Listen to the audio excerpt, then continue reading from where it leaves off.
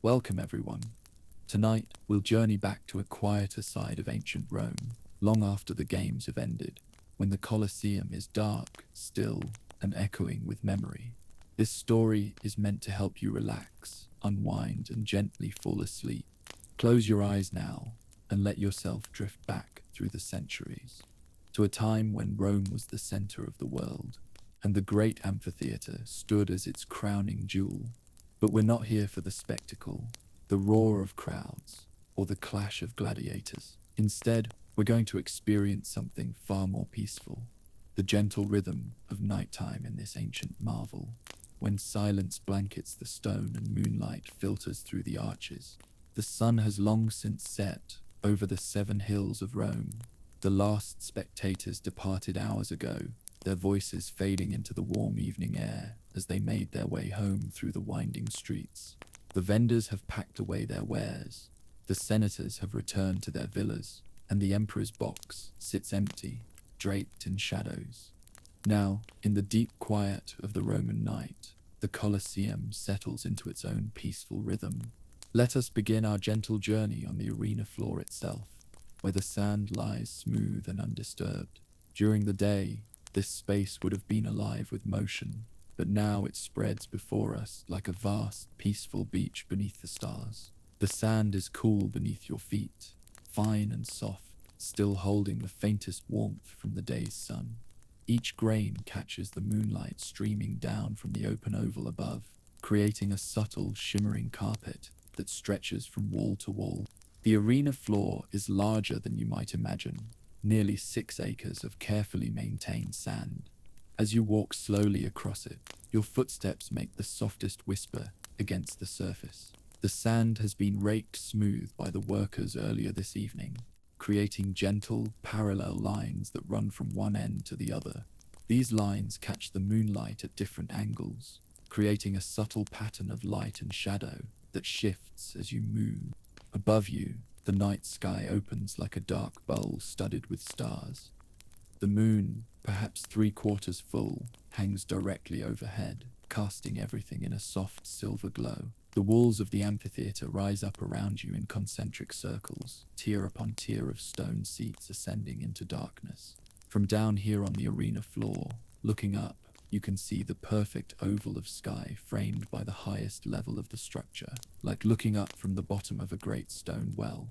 The silence here is profound, but not empty. If you listen carefully, you can hear the gentle sounds of the night, the soft whisper of wind moving through the upper arches, the distant murmur of the city beyond the walls, the faint rustle of fabric from the awnings that still hang in places from the day's use. Somewhere in the distance, a night bird calls, its voice echoing softly off the stone walls. The arena floor is not entirely level. There are subtle undulations, gentle rises, and dips that help with drainage and create natural pathways for the performers and animals during the day. As you walk, you can feel these gentle changes beneath your feet. Here, the sand is slightly softer where it has collected in a natural depression. There, it's firmer where the underlying stone is closer to the surface. Along the edges of the arena, where the sand meets the first row of seats, there are wooden barriers about 4 feet high. These barriers, called the podium, are painted white and gleam softly in the moonlight. They're smooth to the touch, worn by countless hands that have gripped them during the day's events. The wood is cool now, having released the heat it absorbed from the afternoon sun. Behind these barriers, in the first row of seats, marble benches stretch in a perfect circle around the arena. These were reserved for the most important Romans, senators, wealthy merchants, and distinguished citizens. The marble is pale and smooth, polished to a subtle sheen that reflects the moonlight like still water. If you run your hand along the surface, you can feel the slight depressions worn by countless bodies that have sat here over the decades. The stone retains just a hint of warmth from the day, and sitting on one of these benches now, you can almost imagine the ghost of those who came before. The rustle of togas, the whispered conversations, the gentle creak of leather sandals against marble. But now, all is quiet, and the marble feels solid and eternal beneath you. From this vantage point, you can see the arena floor spread out before you like a vast, peaceful garden. The parallel lines in the sand create a hypnotic pattern that seems to shift and flow in the moonlight. The wooden barriers cast gentle shadows that move almost imperceptibly as the moon progresses across the sky. Above the first tier of seating, the structure continues to rise in concentric circles. The second tier, the Mananium Primum, housed the middle classes of Roman society. The stone here is slightly rougher, less polished than the marble below, but no less carefully crafted. The seats are wider, designed to accommodate more people, and the stone has a warmer, more golden tone that glows softly in the moonlight.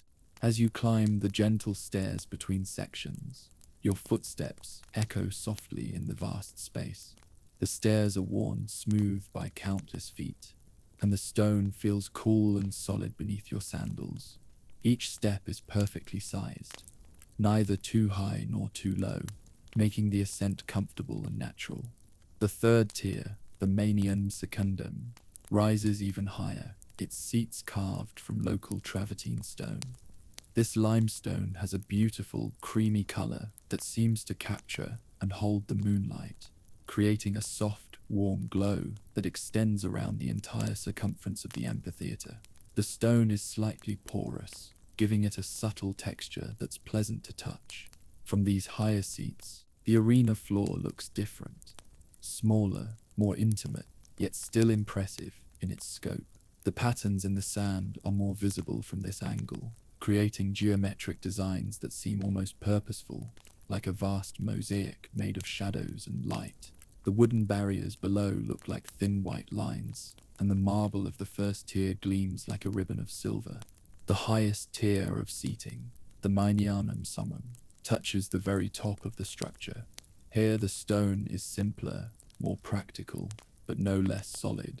These seats offered the most spectacular view of the games, but also the most spectacular view of the city beyond. Now in the deep of night, you can see the gentle glow of torches and oil lamps scattered across Rome, like earthbound stars twinkling in the darkness. From up here, the city spreads out in all directions. To the north, you can see the gentle curve of the Tiber River, reflecting the moonlight like a silver serpent winding through the landscape. To the south, the Palatine Hill rises dark and imposing, crowned with the Emperor's Palace. To the east and west, the city extends in a comfortable sprawl of houses, shops, and temples, all sleeping peacefully under the Roman night. The wind is stronger up here, moving freely through the upper arches and creating a gentle, constant whisper. The stone around you seems to breathe with this wind, expanding and contracting slightly with the cool night air. To place your hand on the wall, you can feel the subtle vibration of the entire structure, as if the building itself has a slow, steady heartbeat. But let us descend now, back into the heart of the amphitheater, to explore the spaces that most visitors never see.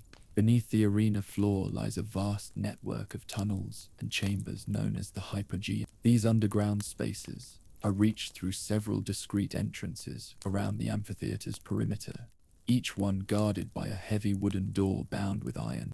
The entrance to the hypogeum is narrow and unassuming, just wide enough for two people to pass side by side.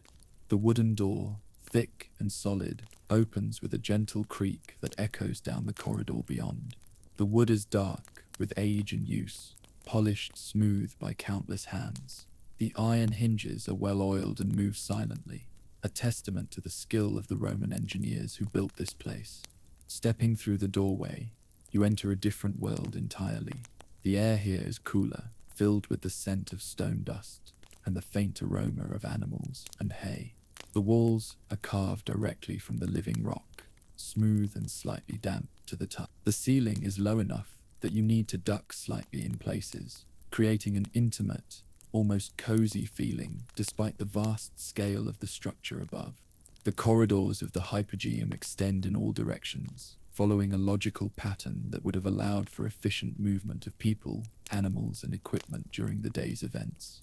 The floors are paved with large, flat stones that have been worn smooth by use. Each stone is fitted perfectly to its neighbors, creating a surface that's both durable and comfortable to walk on. Along the walls, iron brackets hold torches that cast dancing shadows on the stone. The torches burn with a steady, warm light that creates pools of golden illumination every few feet. Between these pools, the corridors fade into gentle darkness, creating a rhythm of light and shadow that draws you forward. The walls themselves tell stories in their construction. Here you can see the tool marks where Roman workers carved the stone, each strike of the chisel leaving a subtle pattern in the rock. There the stone has been polished, smooth, by the passage of countless shoulders and hands. The craftsmanship is evident everywhere you look, in the perfect curves of the arches, the precise angles of the corners, and the seamless integration of form and function. As you walk deeper into the hypogeum, the corridors branch and divide, creating a complex network of passages that extends beneath the entire arena floor. Some corridors are wide enough for carts and large groups of people. Others are narrow and intimate, designed for quick, discrete movement. All are connected by a logical system that would have made sense to those who worked here daily. The chambers that branch off from the main corridors serve different purposes. Some were storage rooms, their walls lined with wooden shelves that held equipment, costumes, and supplies.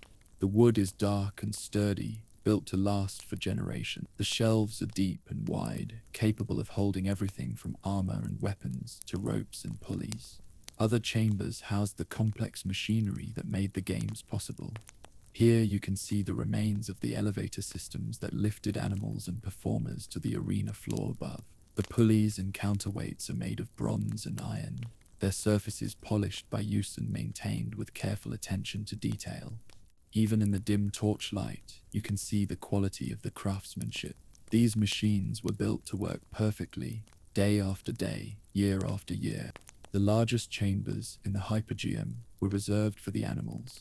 These spaces are high-ceilinged and well-ventilated, with thick walls that would have contained even the largest and most dangerous beasts. The floors are covered with straw and hay, creating a soft, comfortable surface that would have been changed regularly.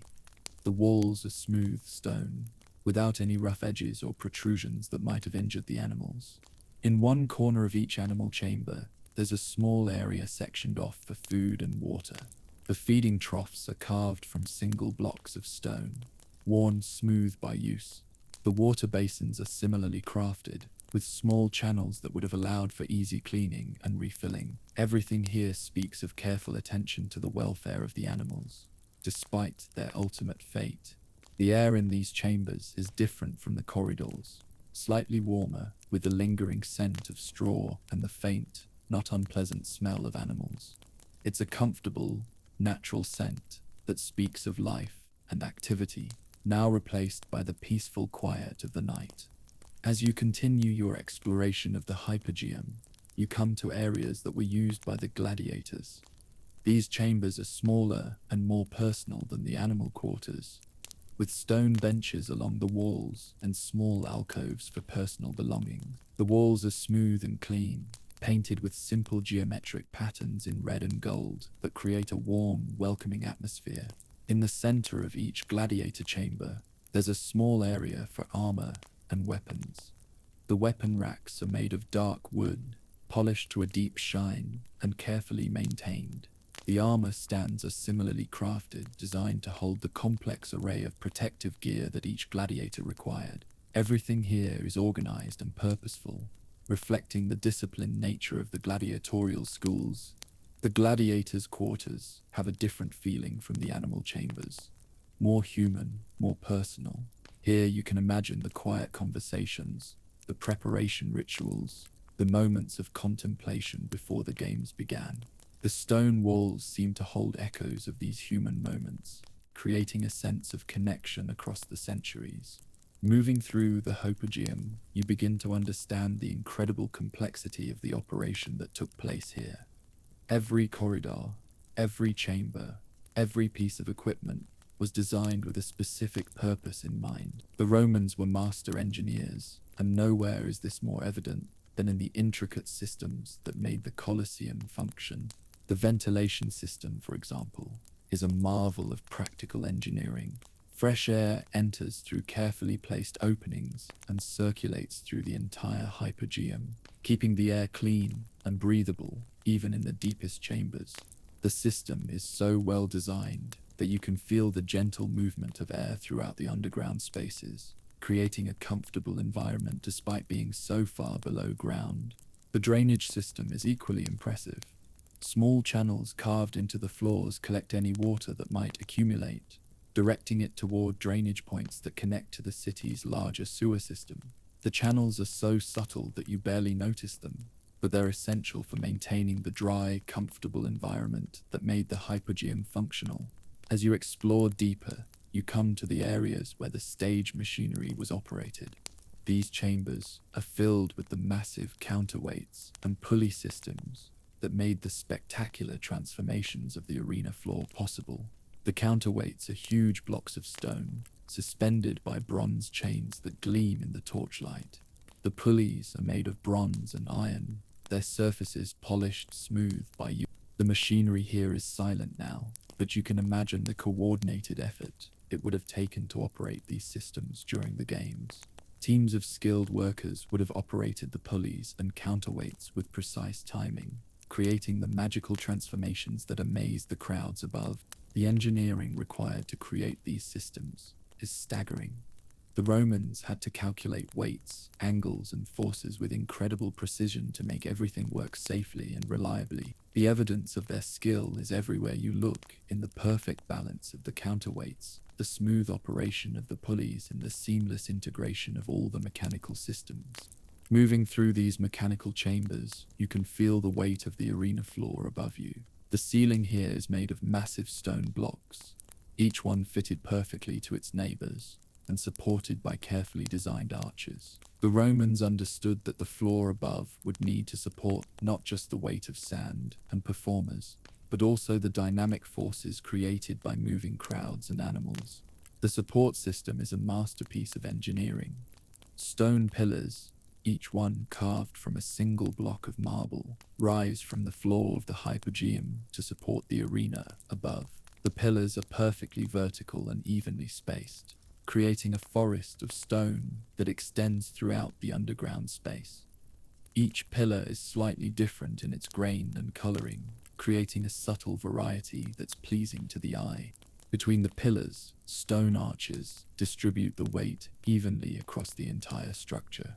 The arches are perfectly curved, with each stone carefully shaped to contribute to the overall strength of the system. The Romans understood that an arch is stronger than a simple beam, and they used this knowledge to create a support system that has lasted for nearly 2,000 years. As you walk among these pillars and arches, you can appreciate the incredible skill of the Roman builders.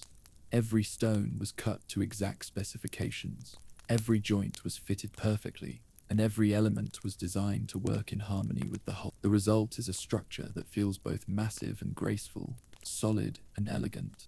The lighting in the hypogeum comes from torches placed at regular intervals along the walls. Each torch burns with a steady, warm flame that creates a pool of golden light. The torches are held in iron brackets that are works of art in themselves, with decorative curves and patterns that add beauty to their practical function. The torch flames dance gently in the slight air currents that move through the hypogeum, creating ever-changing patterns of light and shadow on the stone walls. The light is warm and comforting, creating an atmosphere that's both mysterious and welcoming. The scent of burning oil adds to the sensory experience, a rich, pleasant aroma that speaks of craftsmanship and care. Between the torches, the corridors fade into gentle darkness, creating a rhythm of light and shadow that draws you forward. The darkness isn't complete. There's always enough light to see your way, but it's soft and restful, like twilight in a forest. As you continue your exploration, you come to areas of the hypogeum that were used for storage. These chambers are lined with wooden shelves and stone alcoves, all carefully organized to hold the vast array of equipment and supplies needed for the games. The shelves are made of dark, sturdy wood, polished to a deep shine and built to last for generations. The storage areas contain everything from ropes and pulleys to costumes and props.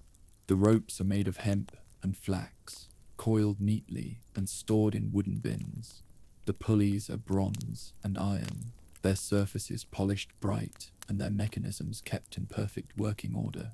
The costumes and props are stored in wooden chests, their surfaces decorated with simple but elegant carvings. Everything in the storage areas is organized with military precision. Each item has its place, and everything is kept in perfect condition. The Romans understood that the success of the games depended on having the right equipment available at the right time, and they organized their storage systems accordingly. The air in the storage areas is different from the corridors, drier, with the scent of wood and rope and the faint aroma of oils used to maintain the equipment. It's a comfortable workshop-like atmosphere that speaks of skilled craftsmanship and careful maintenance. As you move through these storage areas, you can appreciate the incredible complexity of the operation that took place here. The Romans didn't just build a great amphitheater, they created a complete system for producing elaborate entertainments on a scale that wouldn't be matched for more than 1,000 years. Moving deeper into the hypogeum, you come to the areas where the performers prepared for their appearances. These chambers are more personal than the storage areas, with stone benches along the walls and small alcoves for personal belongings. The walls are painted with simple but beautiful frescoes, depicting scenes from Roman mythology and history. The frescoes are painted in warm colors, reds, golds, and earth tones that create a comforting atmosphere. The paint has faded slightly over the centuries, but the images are still clear and beautiful. Here you can see Jupiter throwing thunderbolts, Mars leading his warriors into battle, and Venus rising from the sea foam. The scenes are peaceful and inspiring, designed to create a positive atmosphere for the performers. The benches in these chambers are carved from single blocks of stone, worn smooth by use and polished to a subtle sheen. They're the perfect height for sitting, and the stone retains just a hint of warmth from the torches. Cushions made of wool and linen would have made them comfortable for long periods of rest. The personal alcoves are small niches carved into the stone walls, each one just large enough to hold a person's belongings. The alcoves are lined with wood to prevent moisture damage, and each one has a small shelf for organizing personal items. The wood is dark and smooth, polished by years of use. The atmosphere in these preparation chambers is different from the rest of the hypogeum, more intimate, more human. Here you can imagine the quiet conversations, the moments of contemplation, the rituals of preparation that took place before each performance. The stone walls seem to hold echoes of these human moments, creating a sense of connection across the centuries. As you continue your exploration, you come to the areas where the animals were cared for. These chambers are larger and more open than the human quarters, with high ceilings and excellent ventilation. The floors are covered with fresh straw and hay, creating a soft, comfortable surface that would have been changed regularly. The animal chambers are designed with the welfare of the animals in mind. The walls are smooth stone, without any rough edges or protrusions that might cause injury. The floors are slightly sloped to ensure good drainage, and small channels carry away any water that might accumulate. Each animal chamber has a separate area for food and water. The feeding troughs are carved from single blocks of stone, worn smooth by use and carefully maintained. The water basins are similarly crafted, with small channels that would have allowed for easy cleaning and refilling. The air in the animal chambers is clean and fresh, with the pleasant scent of hay and straw. The ventilation system ensures that fresh air circulates constantly, keeping the environment healthy and comfortable. The Romans understood that healthy animals perform better, and they designed these facilities accordingly. The animal chambers also include areas for the animal handlers and trainers. These spaces are smaller and more personal, with stone benches and wooden storage areas for equipment and supplies. The walls are painted with simple patterns in earth tones, creating a calm, professional atmosphere. The handlers' areas include everything needed for the care and training of the animals.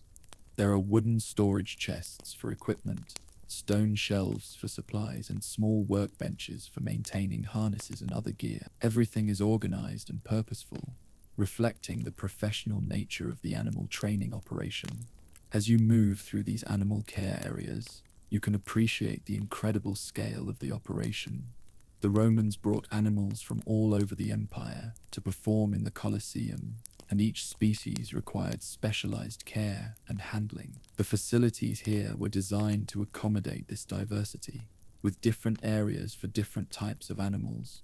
The larger predators, lions, tigers, bears, had their own specialized chambers with extra strong walls and secure gates. The chambers are lined with smooth stone that would have been impossible for the animals to climb, and the gates are made of thick iron bars set into stone frames. The metalwork is beautiful as well as functional, with decorative patterns that add elegance to the practical design. The smaller animals, deer, rabbits, birds, were housed in different areas designed for their specific needs. These chambers are smaller and more intimate, with wooden perches for birds and soft bedding for the smaller mammals. The attention to detail is remarkable, with every aspect of the design tailored to the needs of the animals. The exotic animals from Africa and Asia had their own special areas, designed to accommodate their unique needs.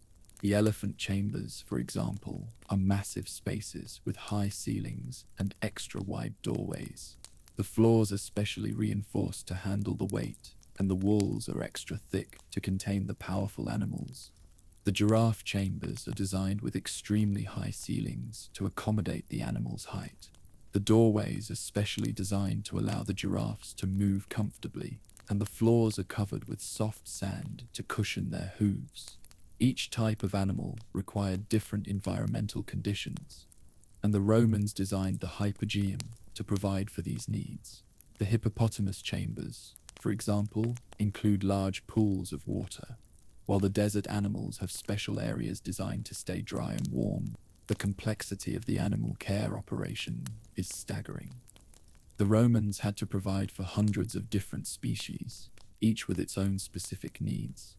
The hypogeum was designed to accommodate this diversity, with specialized areas for each type of animal and the equipment needed to care for them. As you continue your exploration, you come to the areas where the gladiators prepared for their performances. These chambers are different from the animal quarters, more personal, more human. The walls are painted with inspiring scenes from Roman history and mythology, designed to motivate and encourage the performers. The gladiator chambers include everything needed for preparation and training. There are armor stands made of dark wood, polished to a deep shine, and carefully maintained. The weapon racks are similarly crafted, designed to hold the complex array of weapons used by different types of gladiators. Each gladiator chamber has a small area for personal belongings, with wooden chests and stone shelves for organizing equipment and personal items. The chests are made of sturdy wood, reinforced with iron bands and fitted with secure locks. The shelves are carved from stone, smooth and durable. The preparation areas include everything needed for the elaborate rituals that preceded each performance. There are stone basins for washing, bronze mirrors for grooming, and small altars for making offerings to the gods. The altars are carved from single blocks of marble, decorated with simple but beautiful religious symbols.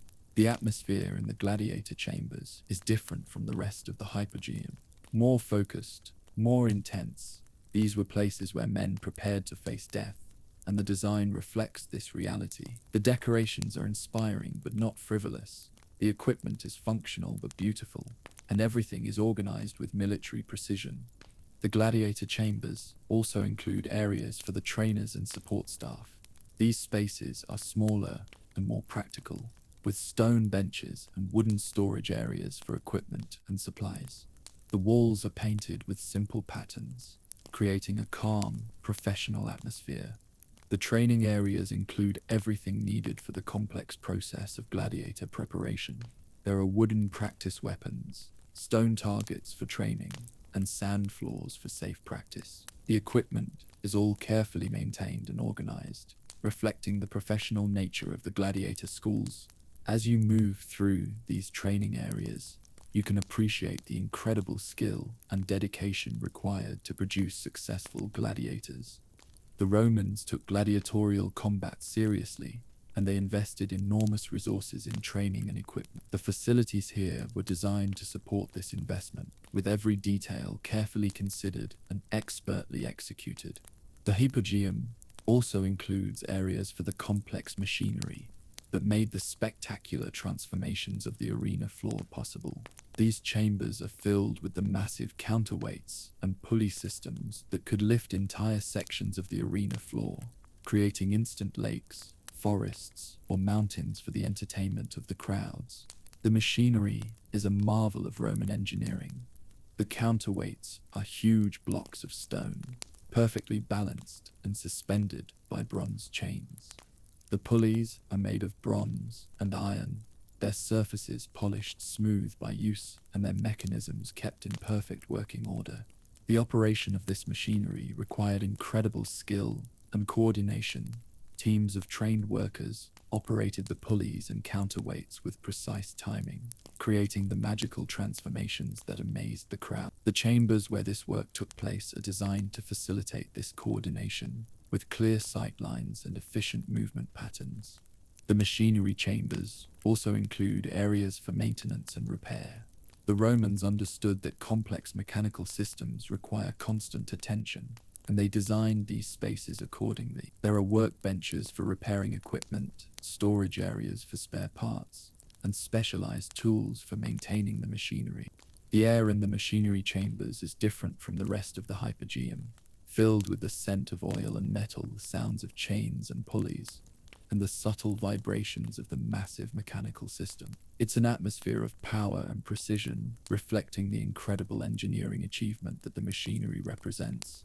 As you continue your exploration of the hypogeum, you begin to understand the incredible complexity of the entire operation. The Romans didn't just build a great amphitheater, they created a complete system for producing elaborate entertainments on a scale that wouldn't be matched for more than 1,000 years.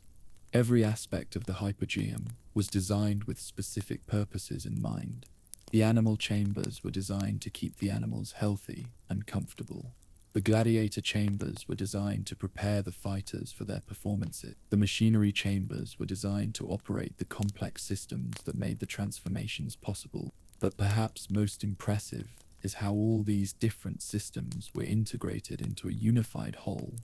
The Romans understood that the success of the games depended on the smooth coordination of all these different elements, and they designed the hypogeum to facilitate this coordination. The corridor system, for example, allows for efficient movement of people, animals, and equipment throughout the entire complex. The different areas are connected by logical pathways that minimize conflicts and maximize efficiency. The Romans thought through every possible scenario and designed the system to handle them all. The ventilation system is similarly integrated, providing fresh air to all areas of the hypogeum while removing stale air and odors. The drainage system ensures that water doesn't accumulate anywhere, maintaining dry, comfortable conditions throughout the complex. The lighting system provides adequate illumination for all activities, while creating a pleasant, welcoming atmosphere. The torches are placed at regular intervals, creating pools of warm light that make the underground spaces feel comfortable and secure. As you complete your exploration of the hypogeum, you emerge back onto the arena floor, where the moon has moved across the sky and the patterns of light and shadow have shifted. The sand still gleams in the moonlight, but the shadows have changed, creating new patterns and perspectives. The arena floor feels different now that you understand what lies beneath it. The smooth sand surface that seems so simple from above is actually the roof of an incredibly complex system of chambers and machinery. Every grain of sand is supported by the massive engineering achievement that lies hidden below. Standing on the arena floor, looking up at the tiers of seats that rise around you, you can appreciate the incredible achievement that the Colosseum represents. The Romans created not just a building, but a complete system for producing entertainment on a scale that seemed impossible. They combined architectural beauty with engineering excellence, creating a structure that was both functional and magnificent. The moonlight continues to stream down through the open oval above, casting everything in a soft silver glow. The silence is profound, broken only by the gentle whisper of wind through the upper arches and the distant sounds of the sleeping city beyond. As you stand on the arena floor, you can feel the weight of history around you. For nearly 4 centuries, this space was the center of Roman entertainment, witnessing spectacles that drew crowds from across the empire. Gladiators fought here, animals performed here, and the crowds cheered and gasped at the wonders they witnessed. But now, in the deep quiet of the night, all of that is just memory. The arena floor lies smooth and peaceful. The hypogeum below is silent and still, and the great amphitheater settles into its nightly rest. Let us now make our way up from the arena floor to explore the upper levels of the Colosseum, where the night takes on a different character. The stairs that lead up from the arena are carved from the same travertine stone as the seats, worn smooth by countless feet over the centuries. Each step is perfectly proportioned, neither too high nor too low, making the ascent comfortable and natural. As you climb, you can feel the coolness of the stone through your sandals. The stairs are wide enough for several people to walk side by side, with a gentle slope that makes the climb easy, even to the highest levels. The Romans understood that the Colosseum needed to accommodate crowds of 50,000 people, and they designed the circulation system accordingly. The first level of seating, the podium, is where the most important Romans sat during the games. The marble benches here are polished to a mirror shine, reflecting the moonlight like still water. The stone retains just a hint of warmth from the day, and as you sit on one of these benches, you can imagine the senators and wealthy citizens who occupied these seats. The view from the podium is spectacular. The arena floor spreads out below you, a vast oval of silver sand that seems to glow in the moonlight. The wooden barriers that separate the seats from the arena are painted white and gleam softly in the night air. The entire space feels intimate, despite its enormous scale, designed to create a sense of connection between the spectators and the performers. The second level of seating, the Maenanum primum, rises above the podium in a gentle curve. The stone here is slightly different, still beautifully crafted, but with a warmer, more golden tone. The seats are wider than those in the podium, designed to accommodate the middle classes of Roman society. From this level, the arena floor takes on a different perspective. The patterns in the sand are more visible, creating geometric designs that seem almost purposeful. The wooden barriers below look like thin white lines, and the marble of the podium gleams like a ribbon of silver circling the arena. The third level, the Maenanum secundum, continues the upward curve of the amphitheater. The stone here is travertine, a beautiful limestone with a creamy color that seems to capture and hold the moonlight. The seats are simpler than those below, but no less comfortable or well-crafted. From this height, you can see over the walls of the amphitheater to the city beyond. Rome spreads out in all directions, a comfortable sprawl of houses, shops, and temples sleeping peacefully under the star-filled sky. The Tiber River winds through the city like a silver serpent, reflecting the moonlight and creating a gentle, glowing path through the urban landscape. The highest level of seating, the Maenanum summum, touches the very top of the structure. The stone here is simpler and more practical, but still solid and well crafted. These seats offered the most spectacular view of the games, but also the most spectacular view of the city beyond. From the top of the Colosseum, you can see the entire city of Rome spread out below you. The 7 hills rise like gentle waves in the moonlight, each one crowned with temples, palaces, and public buildings. The Forum Roman lies to the west, its columns and arches creating dramatic silhouettes against the night sky. The Palatine Hill rises directly to the south, its summit crowned with the Emperor's Palace. The building is enormous, its walls and towers creating a dramatic skyline against the stars. Lights twinkle in some of the windows, suggesting that even in the deep of night, the business of empire continues. To the north, The Campus Martius stretches toward the Tiber, its open spaces dotted with temples and public buildings. The great mausoleum of Augustus rises like a hill in the distance, its circular walls gleaming in the moonlight. Beyond it, the city continues to the horizon, a vast network of streets and buildings that house over 1 million people. The wind is stronger at this height, moving freely through the upper arches and creating a gentle, constant whisper. The stone around you seems to breathe with this wind, expanding and contracting slightly with the cool night air.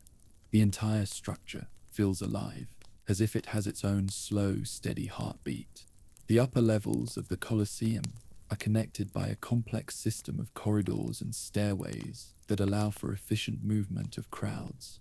These passages are carved from the same stone as the seats, with smooth walls and perfectly arched ceilings. The corridors are wide enough for crowds to move comfortably, but intimate enough to feel welcoming and secure.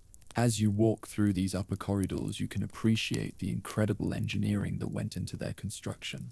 The Romans had to move 50,000 people in and out of the building efficiently, and they designed the circulation system to handle this enormous load.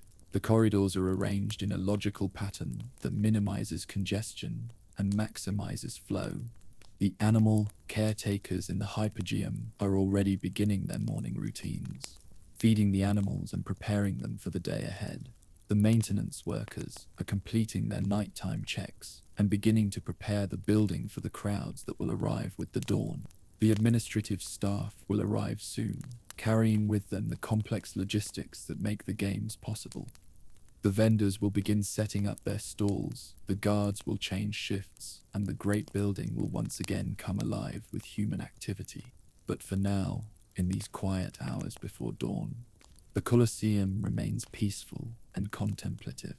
The great building rests in the gentle embrace of the Roman night, its stone walls and arches creating a sanctuary of calm in the bustling city. As you complete your nighttime exploration of the Colosseum, you return to the arena floor where your journey began. The sand still gleams in the moonlight, but the shadows have shifted, creating new patterns and perspectives. The wooden barriers that seemed so simple in the daylight now reveal their careful construction and thoughtful design. The arena floor feels different now that you've explored the entire building. You understand the incredible complexity that lies beneath the simple surface of sand, the sophisticated systems that make the games possible, and the skilled professionals who maintain and operate the great amphitheater. Standing in the center of the arena, looking up at the tiers of seats that rise around you, you can appreciate the full magnitude of Roman achievement. The Colosseum is not just a building, it is a complete system for producing entertainment on a scale that wouldn't be matched for more than 1,000 years. The moonlight continues to stream down through the open oval above, casting everything in a soft silver glow. The silence is profound, broken only by the gentle whisper of wind through the upper arches, and the distant sounds of the city beyond the walls. As you stand in this ancient space, you can feel the weight of history around you. For nearly 4 centuries, this arena was the center of Roman entertainment, witnessing spectacles that drew crowds from across the known world. Gladiators fought here, animals performed here, and the crowds cheered and gasped at the wonders they witnessed. But now, in the deep quiet of the night, all of that is just memory. The arena floor lies smooth and peaceful. The hypogeum below is silent and still, and the great amphitheater settles into its nightly rest. The night in the Colosseum is drawing to a close. Far to the east, beyond the 7 hills of Rome, the sky is beginning to show the first faint hints of dawn. The stars are starting to fade, and the moon is setting toward the western horizon. The building itself seems to sense the approaching dawn. The stone walls and floors that have been cooling throughout the night begin to prepare for the warming touch of the morning sun. The night workers are completing their duties and preparing for the day shift that will arrive with the light. The animals in the hypogeum are stirring, sensing the change in the atmosphere that signals the approaching day. The night caretakers are completing their feeding rounds and preparing detailed reports for the day staff who will take over their duties. The administrative areas are being prepared for the arrival of the managers and officials who will oversee the day's activities. Documents are being organized, supplies are being checked, and the complex logistics of the games are being coordinated. But the dawn is still hours away, and the peaceful quiet of the night continues. The Colosseum remains a sanctuary of calm in the bustling city, its stone walls and arches creating a timeless space where the past and present merge in the gentle embrace of the Roman night. As you prepare to leave this ancient space, you take one last look around the arena floor.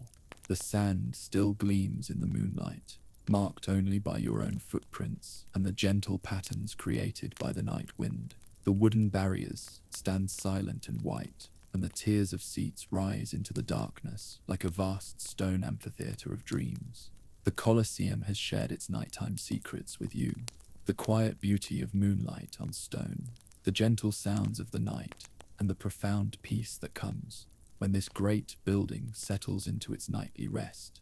The memories of gladiators and crowds, animals and spectacles are all here, preserved in the stone and held in the silence. As you walk slowly toward the exit, your footsteps echoing softly in the vast space, you carry with you the peace and timeless beauty of the Colosseum at night. The great amphitheater will continue its nightly rest, watched over by the stars and the moon, until the dawn brings new life and new stories to this ancient stage. The night in the Colosseum is ending, but its memory will remain with you, a reminder of the eternal beauty of human achievement and the peaceful majesty of time itself, flowing like a gentle river through the stones of history.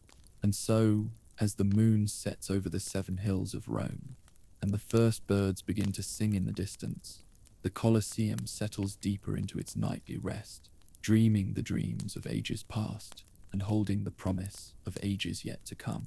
The great amphitheater sleeps, and in its sleeping, it offers the gift of peace to all who enter its timeless embrace. Sleep well, and let the quiet majesty of the Colosseum carry you gently into your own peaceful rest, where dreams of ancient Rome and timeless stone will accompany you through the gentle hours of the night.